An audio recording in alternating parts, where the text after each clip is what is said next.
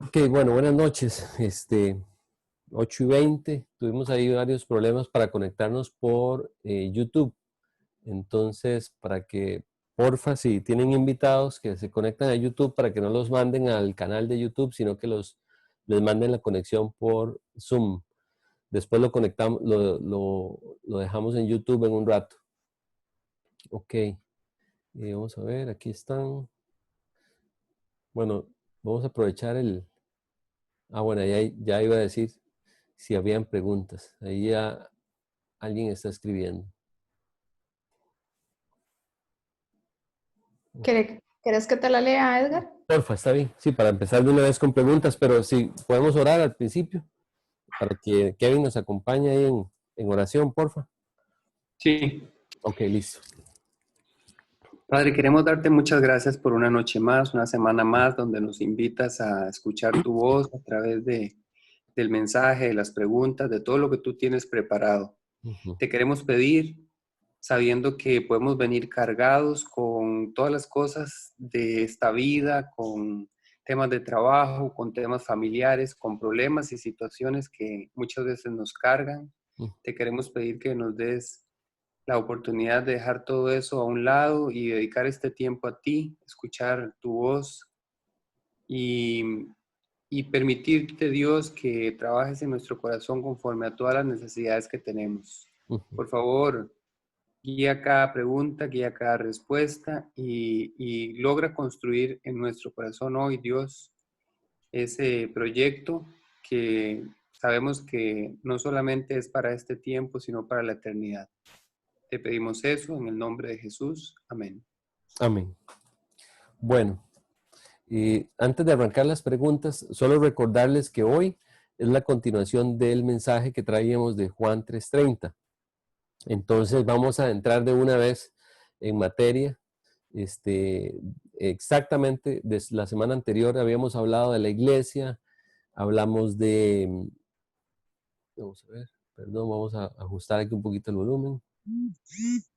Ahí está bien, Kevin. Sí, ¿O bajo sí, más? ahí se escucha. A ver, habla. Aló, aló, aló, aló. Sí, ahora sí, Ok, mejor. perfecto. Bueno, si me escuchan muy alto, ahí lo bajo más. Entonces hablamos de la iglesia, hablamos de Juan el Bautista, hablamos también de Jesús, pero ya ahora sí vamos a entrar en la enseñanza de esa parte de la historia después de que Nicodemo se convierte a Jesús y todo lo que sucede con el bautismo también.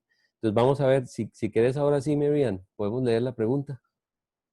Ok, Mari Castillo pregunta dice en Juan 12:26, que por favor le explique ese versículo. Y el Ok. 12:4 dice que es parte del estudio de trabajo personal. Cuando habla de amar a las almas, Ujú. entonces, ¿cómo explicar esa cita de Ok. Juan 12:32? 12, 26 y 32. Ok, vamos a ver. No sé si... todavía no lo puedes hacer, ¿verdad, Kevin? No, Sí, no, cierto. no, la verdad, no se puede hoy. Ok, ok. La voy a poner Ok, en sí, ahí pantalla. Marianne lo puede. 12, 26. Ok, ahí está.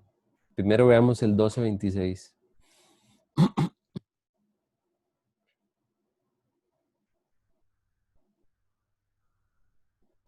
Ok, dice, si alguno me sirve, dice, sígame, y donde yo estuviere, allí también estará mi servidor. Si alguno me sirviere, dice, mi Padre le honrará.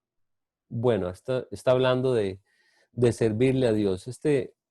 Voy a aprovechar, ya que estábamos hablando de la iglesia la semana pasada, y, y hablamos también del mensaje de los pies limpios, hace como 2 semanas. Hablábamos que era servir, ¿verdad? Que era servir y es no tomar la posición de que yo soy mayor que los demás, sino al revés. Yo considero a los demás como mayores que yo y yo puedo servirles o liderarlos a través del servicio. Pero el servicio a Dios tiene que ver con hacer su obra. Cuando Jesús iba a partir, ya que se despide de sus discípulos, y les dice, bueno, ahí les dejo el Espíritu Santo, yo tengo que ir a la casa de mi Padre y ustedes van a quedarse siendo consolados por Él. No me necesitan más, ¿verdad? No me puedo imaginar la actitud de tristeza o de la agonía de saber que su maestro, el que los había acompañado día y noche durante 3 años y medio, estaba despidiéndose de ellos. Entonces Él les dice, vayan, les dice, les voy a dar mi último deseo y anhelo para ustedes, se los voy a decir en persona, vayan y hagan discípulos por todas las naciones. Así que el servicio, el mayor servicio es precisamente cumplir ese anhelo del corazón de Jesús. O sea, Él quería que nosotros predicáramos el Evangelio por donde quiera que fuéramos. Así que cuando dice, si alguno me sirve, ¿verdad? En las iglesias tradicionales el concepto de servir tiene que ver con muchas cosas que no necesariamente tienen que ver específicamente con predicar la verdad, las buenas nuevas, la verdad del nuevo nacimiento, la verdad de la salvación, de la vida eterna, del perdón de pecados. Tiene que ver con eso. No hay mayor manifestación de servicio a Dios que esa. Y por supuesto, junto con esa misión, viene el anhelo de que yo pueda servirle, pero ser efectivo en el servicio. Así que voy a tener que guardar mi vida limpia y guardarme fiel a Él y ser obediente a lo que Él ya me dijo, ya me hizo saber que yo necesitaba hacer para limpiar mi vida, para poderle servirle como Él lo planeó. Ese con respecto al 26. Vamos a ir al 32. Y bueno, lo que me estabas preguntando del amor por las almas, si yo no amo las almas, yo no voy a guardar mi vida para servirle de esa forma. Dice, y yo, dice, si fuere levantado de la tierra a todos, atraeré a mí mismo. Bueno, es una promesa. Dios levantó a Jesús de la tumba al tercer día, resucita, Él se presenta delante de sus discípulos sin una sola mancha, sin una sola arruga, una sola marca del pecado, no del pecado de Él, porque sabemos y confirmamos en Isaías 53 que en Jesús nunca hubo pecado, pero a Jesús Dios le castiga en la cruz por el pecado de todos nosotros, dice. Y entonces, cuando Él se levanta, cuando Él resucita, se presenta al mundo sin ninguna marca de ese pecado de toda la humanidad. Y entonces dice, si yo fuera levantado, dice, a todos atraeré a mí mismo. No quiere decir que todos van a escuchar el llamado. Él los va a llamar, pero no todos van a acudir a ese llamado. Dice que habla de la puerta ancha y de la puerta estrecha. Y dice la Biblia cómo por esa puerta ancha va la mayoría, van cómodos, van tranquilos, van relajados, pero dice que esa puerta ancha va a la perdición y que por ahí va la mayoría. Dice al contrario que la minoría va por una puerta estrecha. Estrecha porque todos vamos apretados, vamos incómodos. La vida cristiana no fue planeada por Dios para hacer algo fácil. Dios necesita limpiarnos para podernos usar, como dijimos antes, y Él echa mano de las pruebas, de las circunstancias difíciles para poder moldearnos como Él quiere moldearnos a su imagen y semejanza, pero sobre todo para que nosotros podamos manifestarlo a Él. Entonces, pues dice, vamos a ver, antes dice, ahora es el juicio de este mundo, ahora el príncipe de este mundo será echado afuera. Dice, y decía esto en el 33 dando a entender de qué muerte iba a morir. O sea, esto lo dijo precisamente antes de ser crucificado. No sé si queda claro. Ah, bueno, 12:24. Ok. Dice, de cierto os digo, que si el grano de trigo no cae en la tierra y muere, queda solo, dice. Pero si muere, lleva mucho fruto. Hoy vamos a hablar un poco del tema, porque Juan precisamente en el 3:30 dice, es necesario que Él crezca, pero que yo mengüe. En un sentido, todos nosotros ocupamos el lugar de Juan en esa escena. Entonces, sí, vamos a hablar de ese tema también, de lo que dice Juan 12:24. Está hablando de morir a nosotros, de poder escoger la vida, no la nuestra, sino la que Dios nos quiere dar para poder atraer a otros a esa vida. Alguien tuvo que morir para que otros vivieran. Los creyentes hoy también van a tener que morir a algo. No estamos diciendo que vamos a ser crucificados para nada, ni tampoco vamos a ser llevados a ese extremo, pero sí vamos a tener que abandonar cosas para poder ser utilizados por Dios y poder brindarle vida a un mundo muerto. Cuando hablamos de muerte, no hablamos de muerte física, estamos hablando de una muerte espiritual, una separación de Dios. Entre Dios y el hombre hoy hay un abismo de distancia, no hay conexión.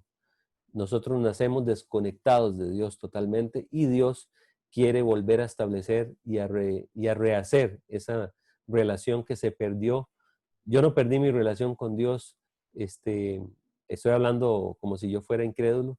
Yo no perdí mi relación con Dios en algún momento de mi vida en específico. No fue que de niño, digamos, entré en la adolescencia, cometí un grave error y perdí mi comunión con Dios. No, yo ya nací sin comunión con Dios. Eso es lo que la Biblia enseña. Nacemos totalmente desconectados de Dios. ¿Cuál es la diferencia entre el niño y el adolescente? Es que ese niño todavía no es consciente de su propio pecado y Dios, por supuesto, no lo va a juzgar. Pero no quiere decir que no nació desconectado totalmente de Dios. Así que son conceptos básicos, pero que tenemos que tener bien claros y sustentados en la Biblia, porque podríamos entrar en errores doctrinales garrafales por pequeños detalles. ¿Ok? Bien, entonces, no sé si hay alguna pregunta más. Vilma tiene la mano levantada. Ok, adelante, doña Vilma.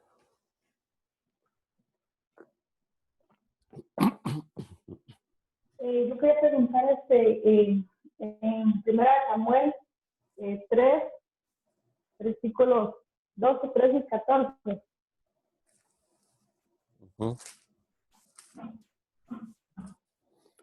Samuel capítulo 3, ¿verdad?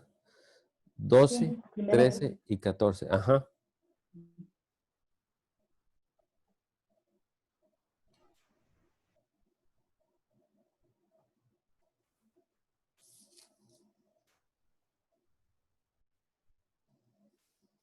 Uh-huh.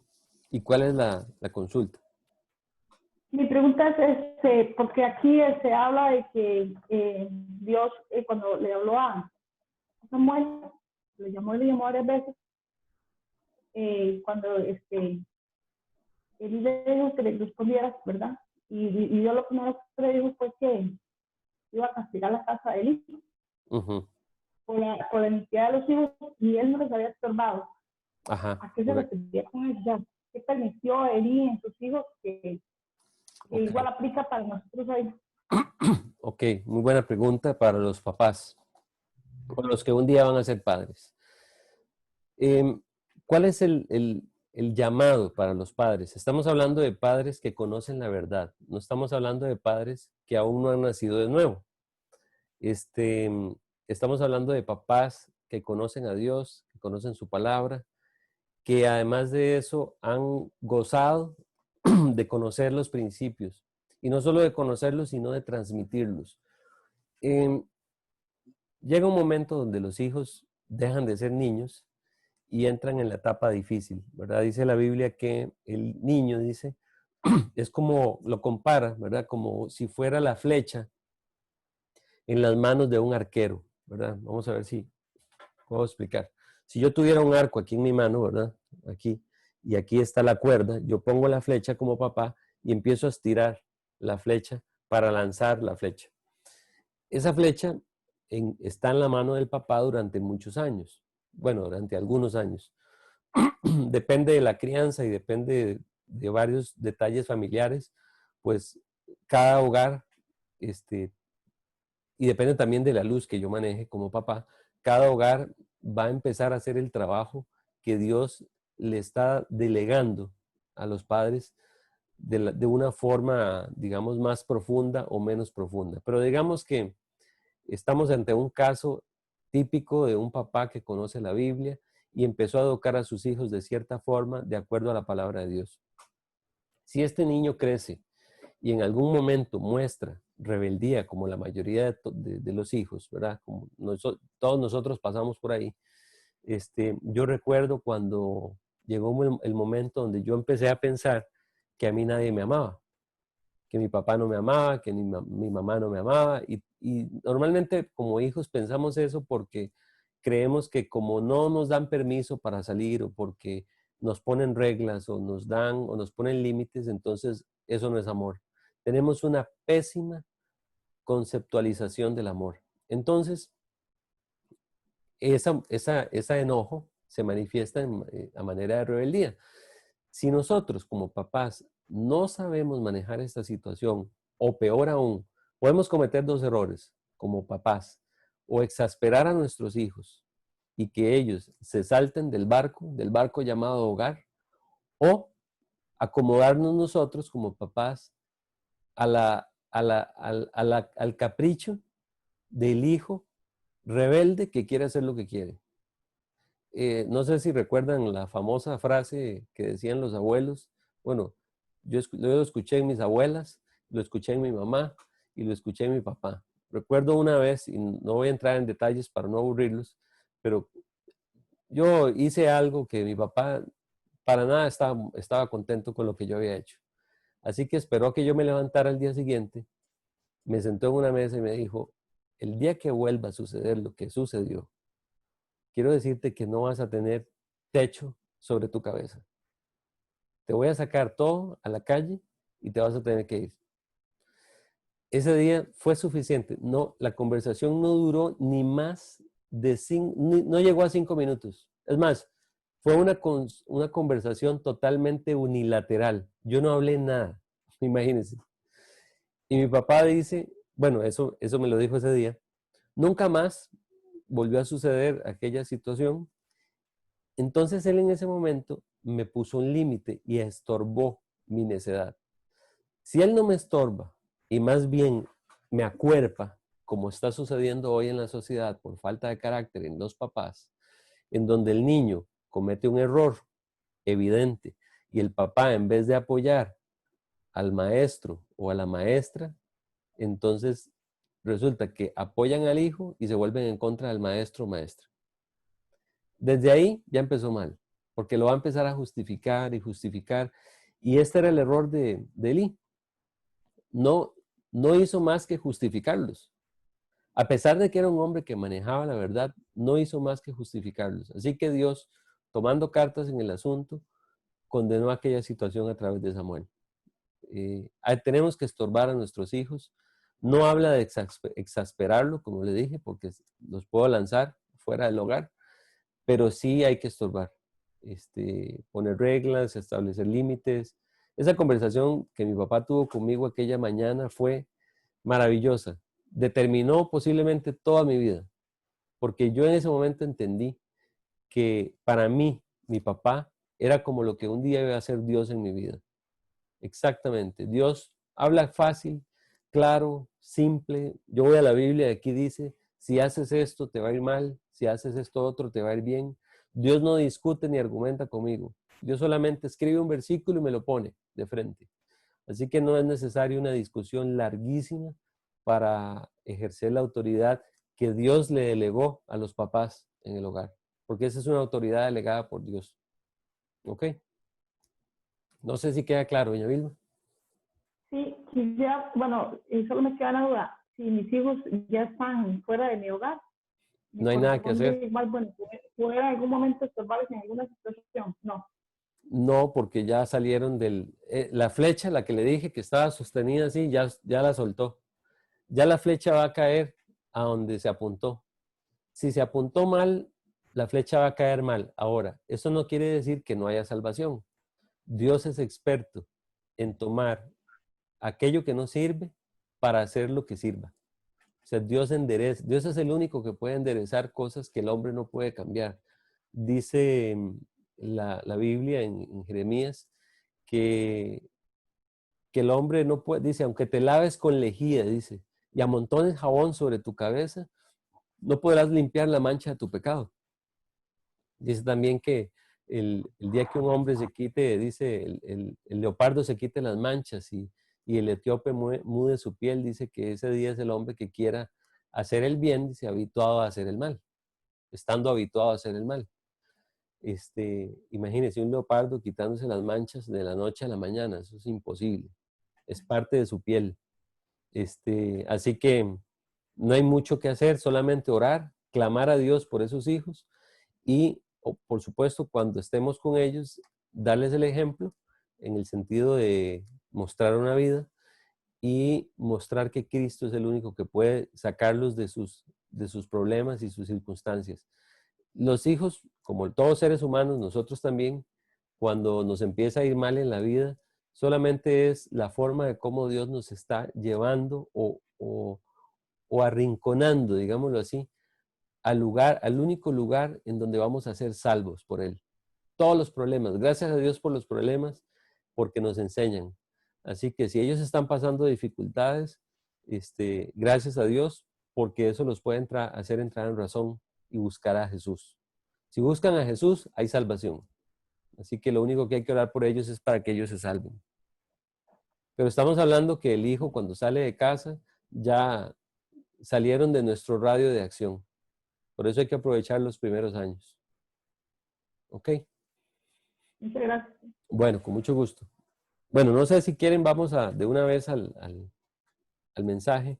Vamos a ir a Juan capítulo 3, porque hay bastante que avanzar, empezamos un poco tarde, así que les voy a quitar ahí unos 15 minutos más de lo normal, pero voy a tratar de correr con el mensaje.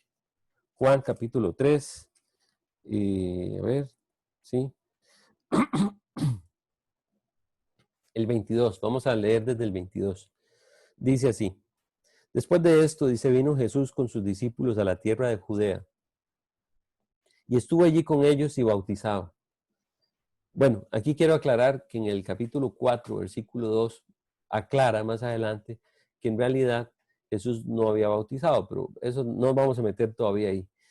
Dice que Juan bautizaba, dice, también en Enón, junto a Salim, porque allí había muchas aguas y venían y eran bautizados.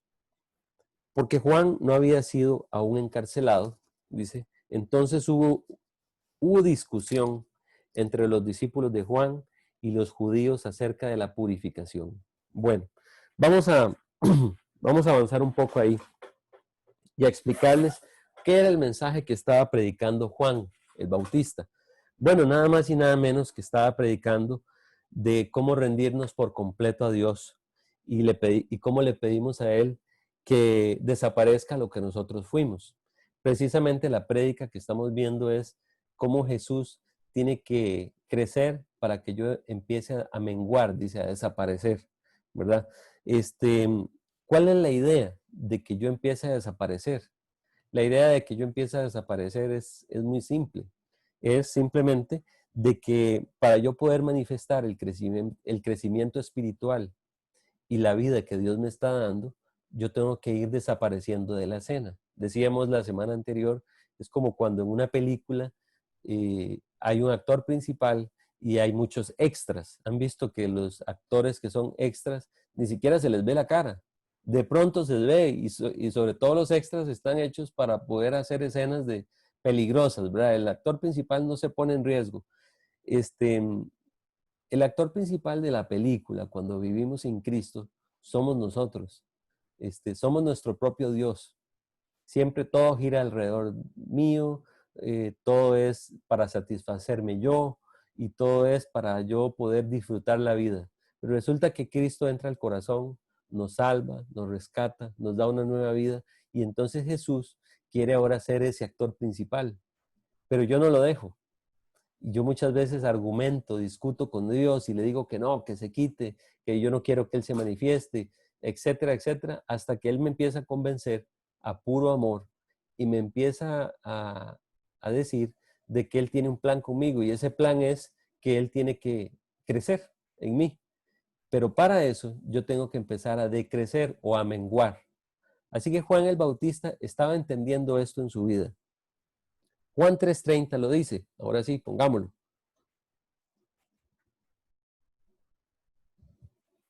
Dice, es necesario que Él crezca, pero que yo mengüe.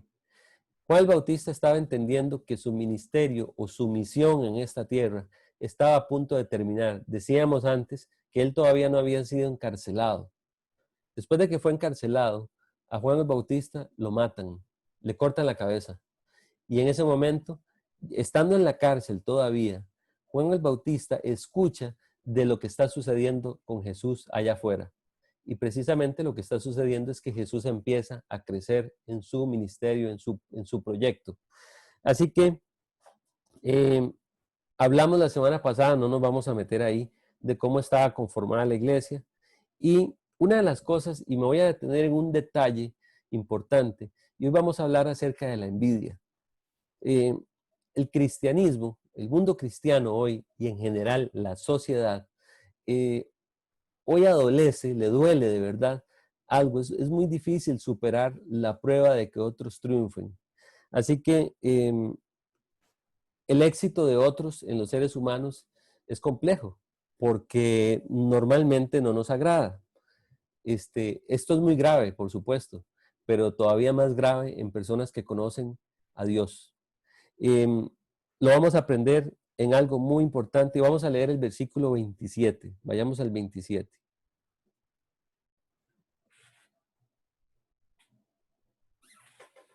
Dice, respondió Juan y dijo, no puede el hombre recibir nada si no le fuere dado del cielo. Entender esto, ¿verdad? Como creyentes, como les decía, es muy complejo. Muchas veces estamos tratando de justificar el por qué a otros les va bien y a mí no. Juan el Bautista dijo, eso es un tema de Dios, yo no me voy a meter en eso. Dios decide a quién prosperar y a quién no, o a quién prosperar más que a mí. Entonces, pues, vamos a ver si me brinqué algo. Ok, pues entonces la discusión que se da en el 26, la voy a explicar, dice, y vinieron a Juan, dice, y le dijeron, perdón, voy a irme antes, al 25.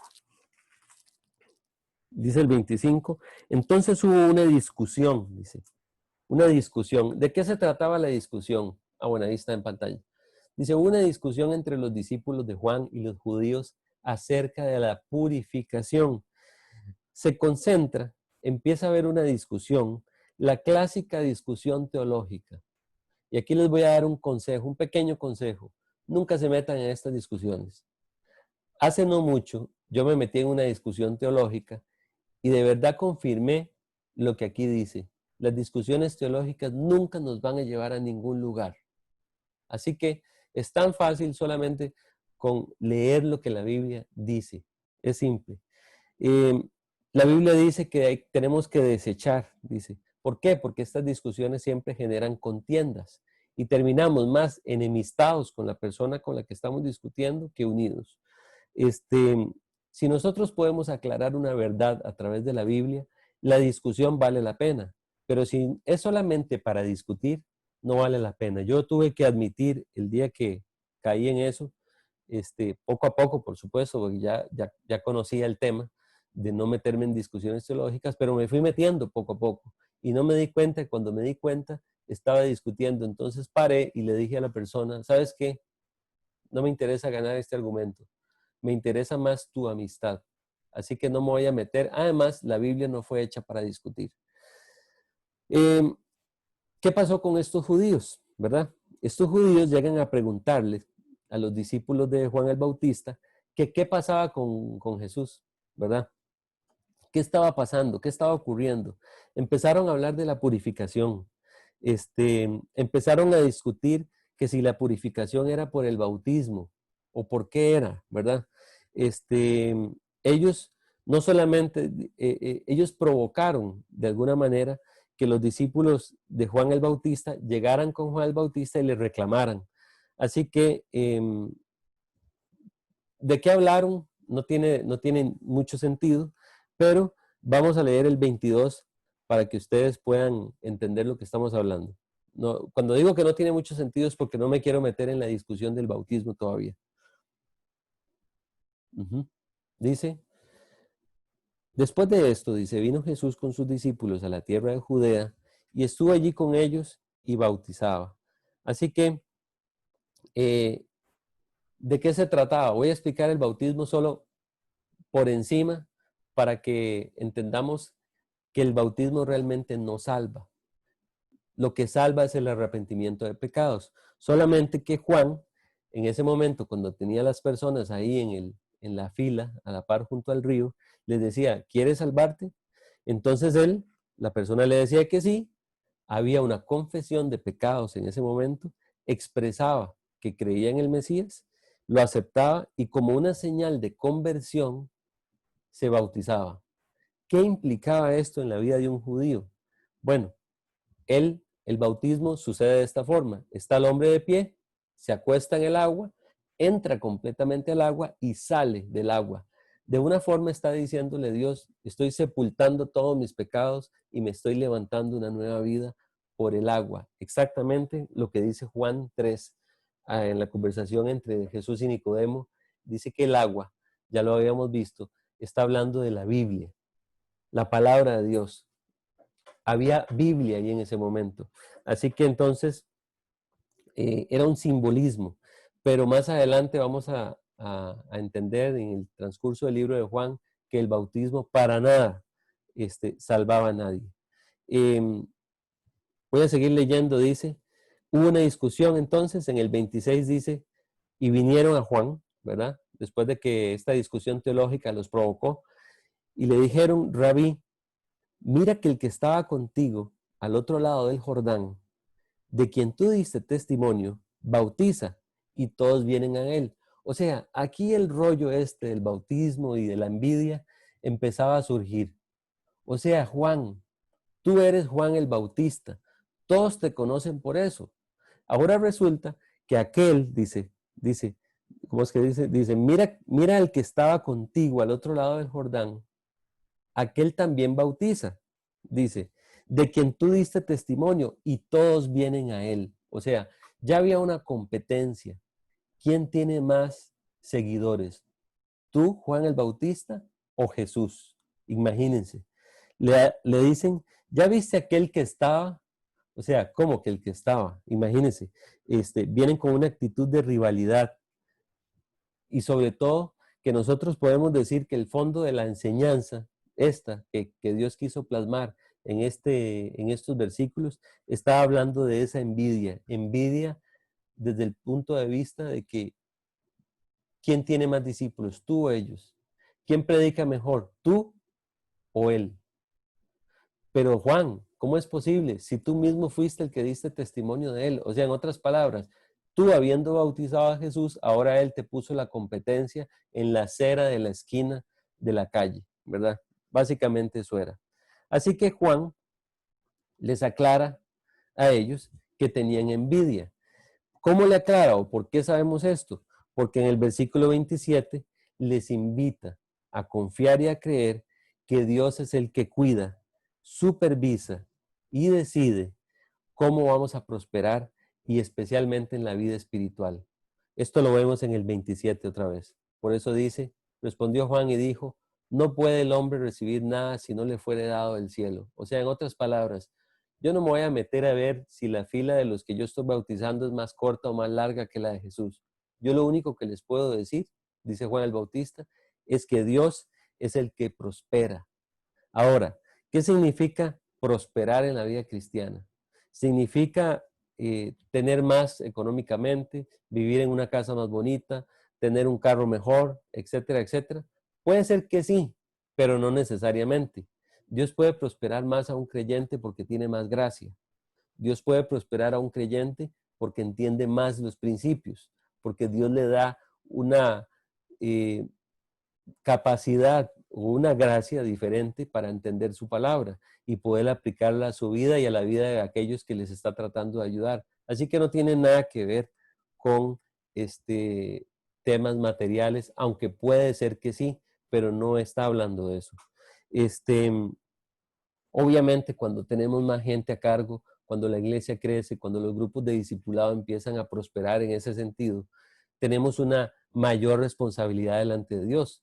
Cada vida que vas llegando a la mesa de nuestro discipulado es una responsabilidad mayor delante de Dios. Es una pregunta más en la eternidad de ¿qué hice con aquello? ¿Qué hice con aquella vida? ¿O cómo le aconsejé? ¿O si realmente le dije lo que tenía que decirle? ¿O lo influí como tenía que influirle? ¿Verdad? Así que vamos a ver la forma de cómo describe Dios en esta enseñanza, la actitud. Ellos eran discípulos de Juan, los que habían llegado a hablar con Juan. Ellos habían vuelto a nacer, ya habían creído que Jesús era el Mesías, pero todavía no entendían de qué se trataba la vida cristiana. Tardaron tiempo en entender el tema de la salvación. ¿Por qué? Porque ellos estaban más, habían puesto sus ojos más en el bautismo en sí que en la salvación. Para ellos todo tenía que ver con el bautismo. No estaban pensando en que si se había salvado o no la persona. Así que, solo para recapitular, Jesús les está diciendo a sus discípulos, él está preocupado, ¿verdad? Porque ya iba a morir en Jerusalén, estaba a punto de morir y está angustiado.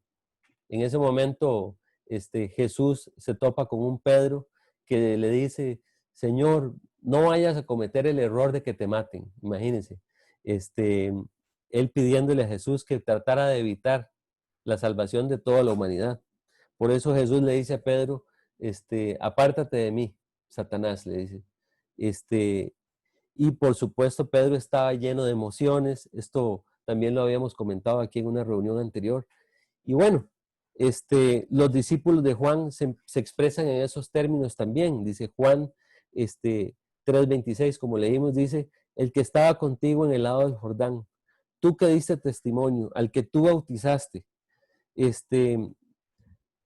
Cuando nosotros somos cuestionados en el liderazgo, cuando enseñamos a alguien, cuando discipulamos o lo que sea, y viene a cuestionarnos, porque eso fue lo que le pasó a Juan, él le dice, imagínense la respuesta que en realidad es una respuesta de oro, es la verdad de oro que sigue es, nada de lo que tenemos viene de nosotros. No tenemos por qué volvernos orgullosos con lo que tenemos. No tenemos tampoco que jactarnos por lo que hemos logrado. Nosotros, muy fácil se nos pegan los éxitos o los logros. Llegamos a pensar de que somos muy buenos en alguna cosa o en otra. Sea espiritual o sea laboral o sea lo que sea, llegamos a pensar lo mejor de nosotros.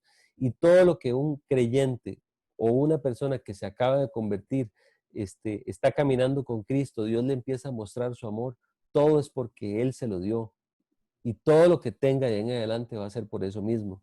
Así que Dios, como decíamos, es el único que puede decidir si pone la mano sobre alguien y lo prospera o no. Así que también yo no me puedo molestar cuando veo a un creyente salir adelante mejor que yo.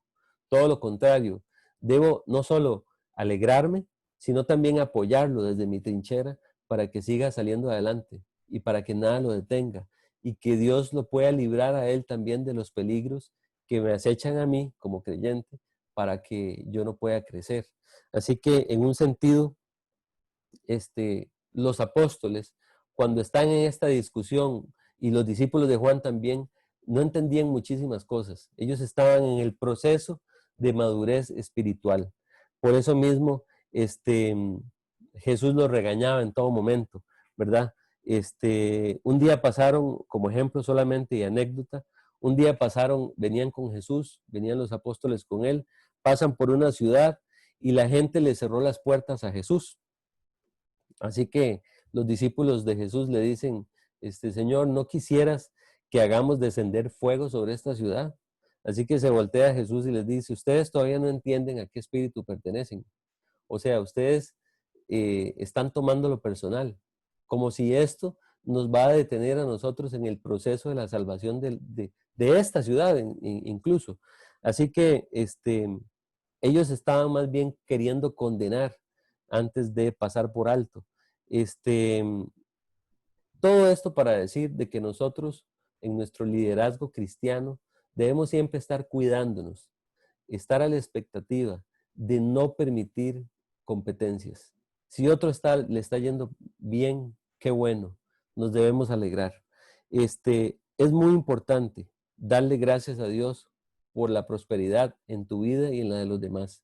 También es importante entender que hay cosas que pueden, sobre todo las materiales, hoy pueden estar y mañana se van. todo eso es pasajero. Vamos a tener que dar gracias a Dios por el éxito, ¿verdad? De otros. Y especialmente para que Dios use a hombres. Es posible que gente que nosotros estamos enseñándole lleguen a superarnos, lleguen a ser mejores que nosotros. Y eso en buena hora, porque para eso es el trabajo de Dios. Juan 3:22 dice, perdón, me devolví mucho, perdón. Vamos a ir a... Ok, voy a devolverme un poco. En el momento que Juan está predicando en esta escena, Juan está dando testimonio de la conversión de los hombres. ¿Qué predicaba Juan? Y me gustaría, no sé si tenemos 44 participantes hoy, si me pudieran levantar la mano en el Zoom para saber si hay personas nuevas que vengan por primera vez invitadas, me encantaría saber rápidamente. Ok, una manito. Qué maravilla estos sistemas. Bueno, tenemos una manito. Si hay alguien más, me puede levantar la mano solo para saber cómo ir terminando el mensaje. Lo podemos terminar de dos formas. Si no me levantan la mano, lo termino de una forma, y si me levantan la mano, de otra. Pero bueno, ya tenemos una. Ahí me la pueden ir colocando. ¿De qué estaba predicando Juan? ¿Por qué era tan importante? Juan predicaba precisamente del Mesías. Juan no estaba hablando del bautismo en sí, dijimos. Juan ve a Jesús en el momento que está en el Jordán y dice, ahí está el Cordero. Dice, les presento al Cordero, ¿verdad? Ahí está la persona del que yo les venía hablando. Juan venía hablando en el desierto, venía hablando del que un día iba a venir, de que iba a venir el Cordero enviado por Dios. Dice que Juan estaba hablando de aquel por la cual él mismo iba a ser salvo. Así que venía anunciando también que desde Adán hasta ese momento, habido una promesa de parte de Dios del Cordero. Exactamente en el momento que Adán abandona el paraíso, sale en el bolsillo, por decirlo de alguna manera, con la solución para toda su vida, y no solo para su vida, por lo que acaba de pasar en la ruptura que sucedió con Dios cuando él pecó, sino que además salió en el bolsillo con la solución para toda la humanidad. Él, cuando pecó, Satanás prácticamente se burló de él, le prometió algo que nunca sucedió, y Adán, ¿verdad? Por supuesto, los que ya conocemos la historia, sabemos que Adán, Dios lo expulsa del paraíso y no le da, desde ningún ángulo, Satanás le da lo que le prometió allá atrás cuando iba a pecar. Igual nos pasa a nosotros. Satanás durante mucho tiempo nos hace todo tipo de ofrecimientos. Nos promete una cosa u otra. Caemos en aquel error y lo único que encontramos es desolación, es frustración, fracaso. Y es cuando ya estamos en el piso y estamos en lo peor de nuestra vida, es cuando empezamos a considerar si Dios podrá hacer algo en nosotros. Exactamente lo que le pasó a todos los hombres después de Adán. El diablo nos invita a tomar nuestra vida en nuestras manos. La podemos destruir o la destruimos, y de allí en adelante es cuando Dios entra en la escena, y ese que viene a prometernos una vida diferente, ese sí viene a prometernos con un amor eterno que nadie ha tenido por nosotros, un verdadero cambio. Así que Adán y Eva fueron las primeras víctimas. ¿Víctimas de qué? ¿Verdad? Víctimas de las invitaciones a hacer lo que nosotros queramos hacer. Hoy la sociedad está precisamente diciéndole al mundo, haga lo que usted quiera, en el ámbito que usted quiera, no se preocupe, no hay reglas. Usted puede hacer A, B, C, o usted se puede llamar A, B, C, y no hay ningún problema, no va a pasar nada. Y una de las trampas más grandes en la vida es creer que no va a haber ninguna consecuencia. Cuando la gente habla del infierno y habla del cielo, la gente dice, no, pero eso no es cierto, el infierno no existe. Hay gente que dice que el infierno está aquí en la tierra. Bueno, imagínense, si ya este mundo está como está, de la forma como está llevando las cosas, en el momento que yo crea que no hay infierno, en ese momento lo único que va a suceder es un desenfreno total en la humanidad, tal y como está sucediendo, porque la gente no quiere creer que realmente sí hay una consecuencia eterna por no haber, no por las cosas que hayas hecho, sino por las cosas que no hiciste. La única razón de por qué una persona se va a despertar un día en el infierno no fue por lo que hizo realmente, porque lo que hizo ya fue pagado en la cruz hace más de 2000 años, sino que va a estar en el infierno sufriendo para el resto de la eternidad por lo que dejó de hacer. ¿Y qué fue lo que dejé de hacer? Te preguntarás. Bueno, precisamente buscar el perdón de pecados para tener vida eterna, por el único que pudo haber pagado por mí en la cruz, sacrificándose por mis pecados, no solo sacrificándose en la cruz, sino también viviendo la vida perfecta que ni usted ni yo podíamos vivir. Precisamente eso fue lo que hizo Jesús por nosotros. Cuando Adán peca, inmediatamente sucede algo en su ser, en su interior, empieza a tener miedo. Y yo recordaba cómo yo de niño estaba lleno de pánicos, de miedos. Yo recuerdo que no hubo una noche que yo recuerde donde yo durmiera plácidamente sin tener temor de algo, de niño. Todos tuvimos esa etapa, ¿verdad? La pregunta es, ¿por qué nos escondíamos? ¿Por qué nos metíamos en las cobijas? Recuerdo, y lo vivo también, porque tengo hijos, pero yo recordaba una noche de estas, cómo yo me tapaba completamente con las cobijas y prefería morirme del calor que destaparme.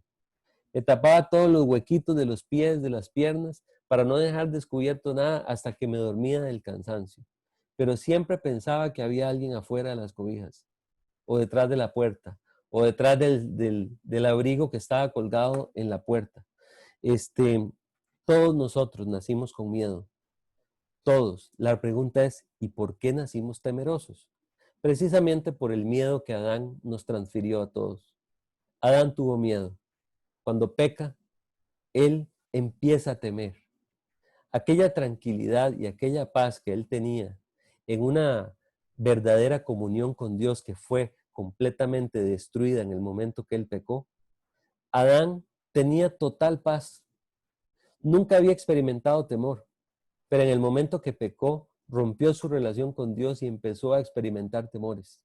Empezó a esconderse, hasta que llegó Dios y le dijo, Adán, ¿en dónde estás? Y Adán escondido detrás de un árbol. Ya se había tapado su desnudez porque se había descubierto desnudo, se había tapado su desnudez con unas hojas, dice la Biblia, de una planta que es una higuera. Una hoja se llenó de hojas, se tapó porque le dio vergüenza. Y dice la Biblia que cuando él se descubrió desnudo, se descubrió totalmente vulnerable a todo. Entonces Dios lo llama y le dice, Adán, yo te voy a resolver ese problema. Y le sustituye las hojas de higuera y le pone unas pieles de cordero, dice la Biblia. Precisamente el mismo cordero. Esto era un simbolismo para que Adán, de generación en generación, no solo fuera experimentando también el ser humano la posibilidad de encontrarse con aquel cordero que se topó a Adán, sino también que un día viniera el verdadero cordero. Por eso es que Juan el Bautista, predicando, dice, he aquí, dice, y presenta a Jesús, este es el cordero, dice, que realmente quita el pecado del mundo, y presenta al Mesías. Así que en ese momento, tenemos a nuestra mano desde aquel día, no solo desde aquel día, porque los que murieron antes de que Jesús naciera tenían la seguridad del Mesías que un día iba a venir al mundo en forma de hombre, que iba a nacer de una mujer, y ya todo el Antiguo Testamento venía prometiendo el nacimiento de un niño, que no sabían cómo se iba a llamar, pero ese niño iba a venir a salvar al mundo. En ese momento que Juan el Bautista presenta a Jesús, lo tiene que bautizar, porque era lo que decía la promesa o la profecía, y él se deja bautizar por Juan el Bautista, y ahí arranca el ministerio de Jesús, de Dios hecho hombre. ¿Cómo? Bueno, él tenía que ir a recorrer todo lo que Dios había planeado que él recorriera y que se cumpliera tal cual lo había dicho, todas las promesas que nos había hecho en el Antiguo Testamento, cumpliendo precisamente el proyecto de Dios para que nosotros fuéramos salvos un día. El día que nosotros decidimos nacer de nuevo, recibimos el perdón de pecados. El día que nosotros decidimos para que Jesús entrara en nuestro corazón, como yo lo hice hace 20 años, a mí me hablaron de este tema y créeme que escuché como el 1% de lo que hemos escuchado hoy esta noche acerca de la salvación. Pero a mí solamente me hicieron una sola pregunta. A mí me dijeron, Edgar, ¿a usted le gustaría cambiar su vida en algo? Y yo recuerdo que le di un poquito de vueltas en la cabeza y dije, ¿y por qué no? ¿Y por qué no ser salvo? Porque me estaban hablando de la salvación. En ese momento pregunté, ¿salvación de qué? ¿De qué es lo que realmente me voy a salvar? Y me explicaron brevemente la conversación entre Jesús y Nicodemo. Aquella conversación en donde Jesús le dice, Nicodemo, si no naces de nuevo, no vas a verme en la eternidad. No vas a tener, no vas a encontrar, no vas a encontrarte con nadie más que una desesperación y soledad en la ausencia de Dios en la eternidad. Dice, de tal manera amó Dios al mundo, dice Juan 3:16, y esa si quieren sí la ponemos para que lo leamos.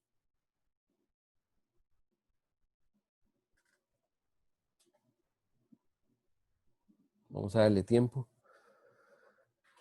Yo lo voy buscando acá también. Dice, porque de tal manera, dice la Biblia, amó Dios al mundo, que ha dado a su Hijo unigénito, para que todo aquel que en él cree, vamos a sustituir la palabra Hijo unigénito por el Cordero, pensando en el Cordero que Dios le dio a Adán. Dios sacrificó aquel corderito, quitó las pieles del corderito y le puso las pieles, le quitó las hojas de higuera y le puso las pieles a Adán. Y de ahí en adelante, Adán recuperó su relación con Dios, fue perdonado, nació de nuevo, le explicó Dios mismo el plan de salvación y empezó una nueva vida. Claro, tuvo que ser expulsado, pero él fue expulsado con el beneficio de ser hecho un hijo de Dios a partir de ese momento. Lo mismo que todos nosotros hoy. Dios nos presentó al Cordero en aquella historia de la predicación de Juan el Bautista. Y ahí nos hace la propuesta y nos dice, ¿te gustaría cambiar tu vida? ¿Te gustaría salir hoy con una vida transformada?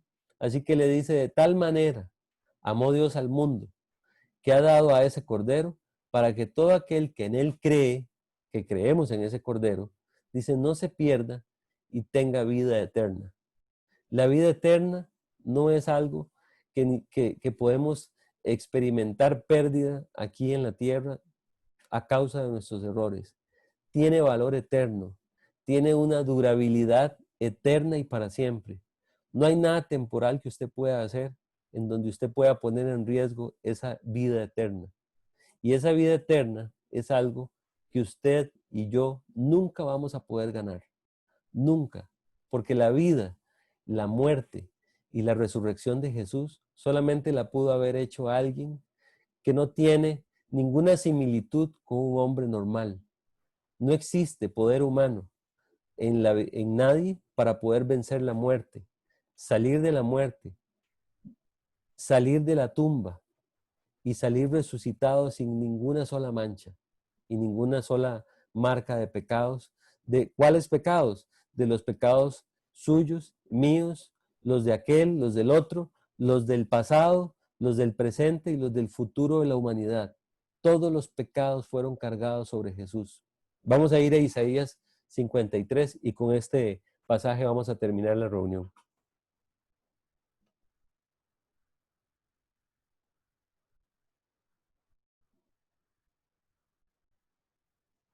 Isaías 53. Voy a buscarlo acá también.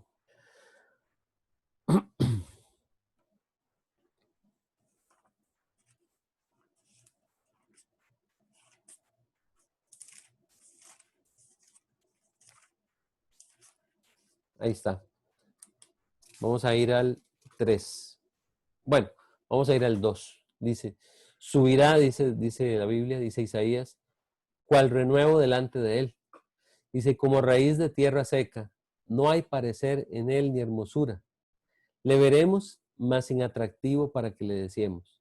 Esto habla de la apariencia de Jesús, no solamente en su muerte, sino siempre. Fue una persona que no tenía nada atractivo en él, en el sentido de que iba a ser la representación de los que los judíos estaban esperando como Mesías.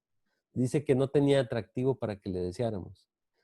3, dice, despreciado y desechado entre los hombres. Varón de dolores, dice, experimentado en quebranto. O sea, los seres humanos nos jactamos de que somos expertos en una cosa o en otra. Yo soy experto en negocios, el otro es experto en, no sé, en ingeniería, el otro es experto en medicina. Bueno, Jesús también era experto, dice que era experto en quebrantos. No existe nadie en la humanidad que haya sido quebrantado como él. ¿Por qué fue quebrantado así Jesús? Fue quebrantado por usted y por mí, por sus hijos, por los hijos de sus hijos, por sus abuelos, por sus bisabuelos, por toda la humanidad fue quebrantada. Pusieron todos los pecados. Dios cargó sobre él el pecado de toda la humanidad. Dice, experimentado en quebranto, dice, y como que escondimos de él el rostro, fue menospreciado y no le estimamos. En realidad, lo que Isaías está contando es el momento preciso de la crucifixión. Ahí dice, escondimos de él el rostro. La gente pasaba y veía la cruz de Jesús con él crucificado, bañado en sangre, lleno de golpes, latigazos, posiblemente aquella corona de espinas enredada con el pelo, lleno de sangre y fluidos de su cabeza, los ojos hinchados. No tenía ningún parecer, no parecía humano, dice Isaías 42, creo, dice que su rostro no parecía humano, pero la Biblia dice que escondimos de él el rostro. La gente pasaba, yo les contaba en el mensaje que predicamos de las 3 cruces, que lo pueden buscar en YouTube, que cuando la gente pasaba por la calle de los mercaderes que estaba enfrente del monte de la calavera, estaban las 3 cruces, en la del centro está Jesús, y la gente pasaba y se impactaba tanto de ver a Jesús ahí colgado, que la gente quitaba el rostro, no podían soportar verlo. Era una escena realmente desagradable. Precisamente lo que Dios quiere que nosotros veamos acerca de nuestro pecado en nuestra propia vida, porque esa imagen de la cruz es el pecado del hombre representado en una imagen. El castigo, dice, de nuestra paz, por ahí lo dice adelante, fue sobre él. No sé si lo podemos poner para que lo lean. Dice, más él dice, bueno, vamos a leer el 4, dice, ciertamente él llevó nuestras enfermedades, sufrió nuestros dolores, y nosotros le tuvimos por azotado, por herido de Dios y abatido. Mas él dice, herido fue por nuestras rebeliones, molido por nuestros pecados. Dice, el castigo de nuestra paz fue sobre él, y por su llaga fuimos nosotros curados. Todos nosotros, dice, nos descarriamos como ovejas. O sea, ya Dios estaba viendo a través de la escritura de Isaías y la profecía, dice, todos nosotros nos descarriamos, dice, como ovejas. Cada cual se apartó por su camino. Mas Jehová, dice, cargó en él el pecado de todos nosotros. 7, dice, angustiado él y afligido, no abrió su boca. O sea, Jesús no dijo una sola palabra. Le preguntaron, los romanos y también los judíos le preguntaban, ¿eres tú el que se dice ser el rey de los judíos? Y él no respondía nada. Él simplemente decía, tú lo has dicho. Es como tú lo dices.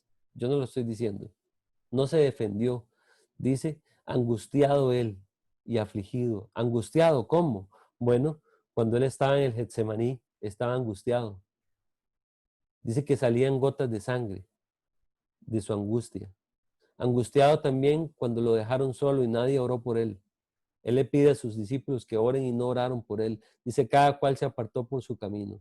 Así que como cordero fue llevado, dice, al matadero, y como oveja delante de sus trasquiladores enmudeció, y no abrió su boca. Y ahí sigue explicando. Pueden leerlo más en casa. Vamos a terminar la reunión y yo solamente quería terminar otra vez con el mismo pasaje de Juan 3:30.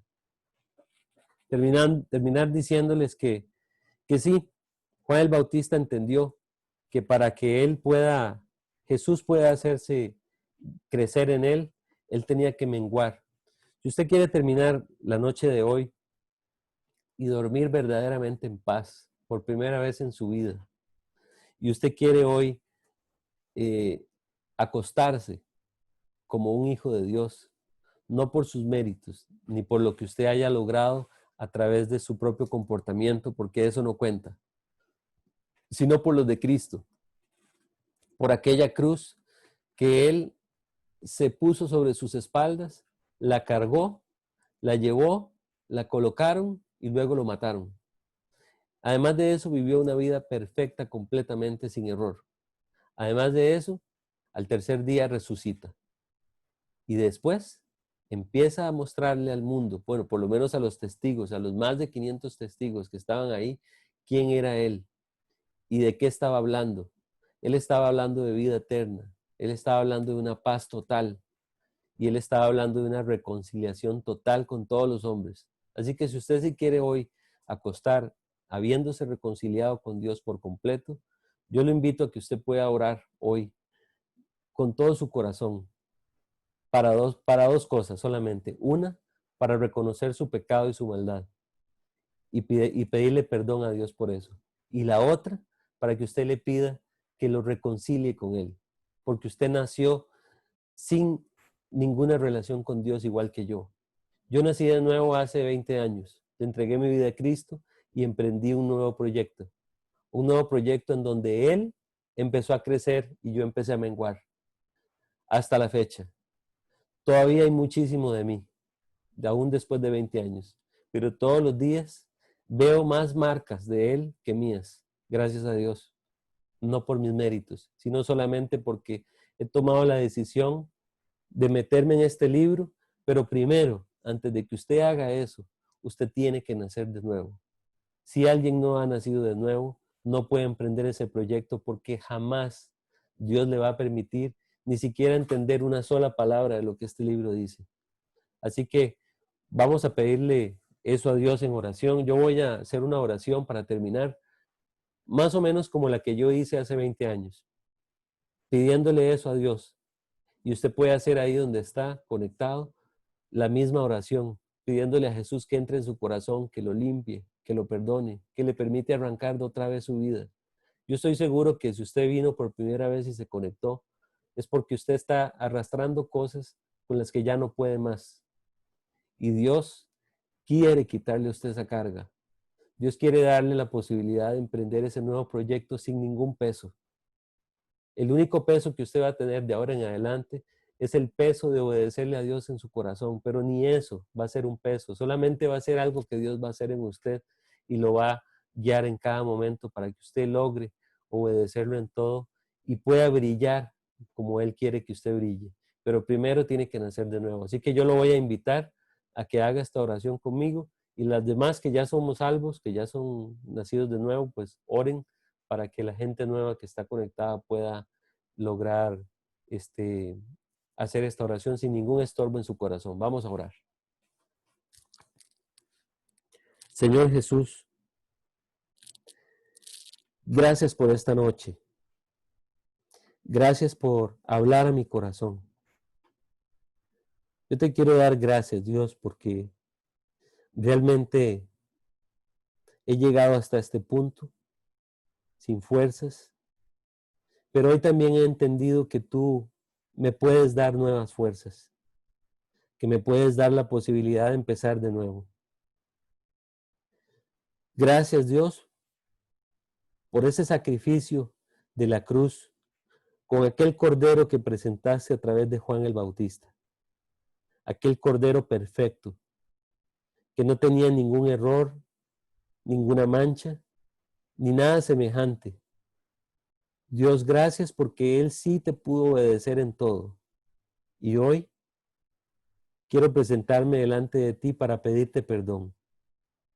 Primero, para pedirte perdón por todo lo que te ofendió, por todo lo que hice y lo que dejé de hacer en favor tuyo. Y te quiero pedir que ese cordero que murió en la cruz, ese cordero que pagó por mí y que cargó sobre él nuestros pecados y mi pecado, quiero pedirte que entre en mi corazón y me pueda salvar. Acepto el regalo de la salvación, acepto que eres tú, Jesús, el que hoy tocó la puerta de mi corazón, como lo dice tu palabra. Y yo estoy dispuesto, Dios, a reconocerte como mi hijo, como mi Padre Celestial, como el Hijo de Dios. Y Dios hecho hombre. Y te quiero reconocer, Dios, como el Salvador de mi vida. Te pido que, por favor, también transformes mi vida, mi manera de pensar y le des sentido a lo que no ha tenido sentido hasta ahora. Gracias, Dios, por esta noche. Gracias por entrar en mi corazón y gracias por salvarme. Todo esto te lo he pedido en el nombre de Jesús. Amén. Quisiera terminar solamente con una breve explicación, y es que a partir de hoy, si usted hizo esta oración conmigo y usted reconoció su pecado y quién es Jesús de ahora en adelante en su vida, usted va a empezar a emprender un gran proyecto con Dios que se llama vida cristiana. Primer consejo es leer la Biblia. Léala todos los días, en las mañanas, en las noches, cuando pueda, pero léala. Empiece por el libro, precisamente empiece por el libro de Juan. Y ya una vez que lea, empiece a hablar con Dios.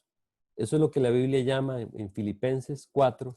Dice que todo nuestro afán tiene que ser echado sobre Dios en oración y súplica.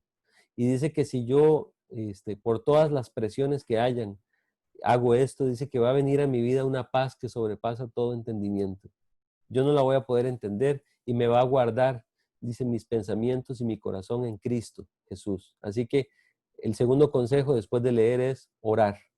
Y el último consejo es, vaya y cuéntele a otros lo que usted hizo esta noche. Cuéntele que usted nació de nuevo, que usted le entregó su vida a Cristo, que usted empezó de cero otra vez. Eso es lo que la Biblia llama nacer de nuevo. Así que si usted le cuenta esto a los demás, otros van a conocer a Jesús por su vida, por su testimonio, por lo que Dios va a empezar a hacer en usted. No es un cambio de la noche a la mañana. No se extrañe de que en estos días todavía usted va a ver manifestaciones de lo que usted es. Yo veo todavía después de 20 años manifestaciones de lo que yo soy, pero recuerde bien esto. Como dijo Juan el Bautista, es necesario que Él crezca para que yo también pueda ir menguando. Es un proceso, no es que con una varita mágica, ayer fui una persona y hoy soy otra. Posicionalmente hablando, en el cielo sí, pero aquí en la tierra no. Va a ser un proceso de transformación, aunque usted ya es su hijo a partir del día de hoy, y aunque siga pecando, usted puede seguir, va a ir a pedir perdón a Dios para que Dios le limpie sus pecados, pero usted no deja de ser su hijo. Jesús entró en su corazón para nunca más salir. Así que Dios los bendiga. Terminamos la oración acá y síganse conectando cada jueves a la misma hora. Hoy, como les dije, tuvimos problemas técnicos, pero gracias a Dios por cada noche que nos podemos reunir a estudiar su palabra. Que Dios los bendiga, nos vemos y quedamos en contacto. Ahí van, más al rato van a poder ver la prédica subida en el canal de YouTube para que otras personas también la puedan escuchar y ustedes la puedan accesar la grabación. Buenas noches, que Dios los bendiga.